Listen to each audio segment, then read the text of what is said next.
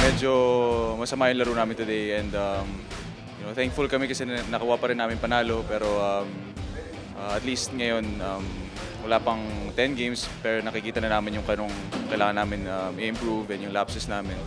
So hopefully after this game, mas aangat yung laro namin and mas wake up call kami kasi yun nga, hindi kami nag-play sa level kung saan alam namin kaya namin maglaro. So hopefully after this game, makakapag-show off kami more. Siyempre sa mga taga-Pangasinan dyan, lalo sa mga taga-Ordaneta, maraming salamat sa suporta nyo and kasi dito ako usually laging pupunta kasi nga si tatay taga-Ordaneta.